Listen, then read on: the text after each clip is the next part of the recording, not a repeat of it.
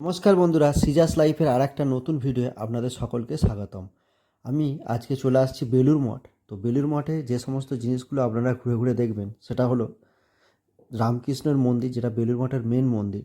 সেই সঙ্গে আপনারা এখানে দেখতে পাবেন বিবেকানন্দ মন্দির। সেই সঙ্গে আপনারা দেখতে পাবেন বিবেকানন্দর যে ঘর, সেখানে যে বিভিন্ন রকমের বিবেকানন্দের জিনিসপত্র ব্যবহার করা যে জিনিসপত্র সেটা। সেই সঙ্গে এখানে আরও দেখতে পাবেন মা সারদা মায়ের মন্দির। এবং এখানে যেহেতু শীতকাল, তো বিভিন্ন রকম গাছ। আর এখানে ভোগ খাওয়ানো হয়। তো আপনারা যদি ভোগ খেতে চান, তো ভোগ খাওয়ার জন্য 11:30টার মধ্যে আপনাদের টিকিট কাটতে হবে। 11:30টার পর কিন্তু আর টিকিট পাবেন না, আর গেটও বন্ধ হয়ে যাবে। আর ভোগ খাওয়ার পর বাইরে বের করিয়ে দেয়। আবার যদি আপনারা পুনরায় ঢুকতে চান, তাহলে আবার আপনাদেরকে 3:30টার পর ঢুকতে হবে। এই হচ্ছে মন্দিরের প্রবেশ করার নিয়মকানুন এবং ভোগ খাওয়ার টাইম। আর ভোগ খাওয়ার টিকিটের কোনো মূল্য নেই, আপনারা যেমন চাইবেন সেইভাবেই আপনারা দিতে পারেন, ঠিক আছে।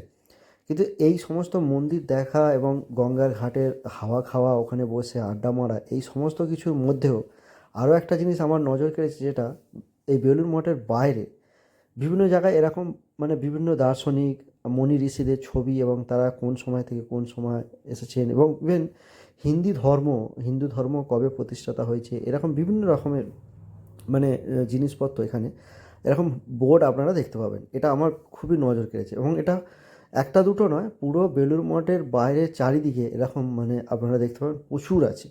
তো এটা আপনারা ঘুরে ঘুরে দেখবেন, আশা করছি আপনাদের খুব ভালো লাগবে। আর যদি ভালো লাগে, আমার এই ভিডিওটাকে অবশ্যই একটা লাইক করে দেবেন, আর আমাদের পাশে থাকার জন্য চ্যানেলটাকে অবশ্যই সাবস্ক্রাইব করে নেবেন। আর আমরাও ভবিষ্যতে এরকম ভিডিও নিয়ে আসতে খুবই ইন্সপায়ার হব।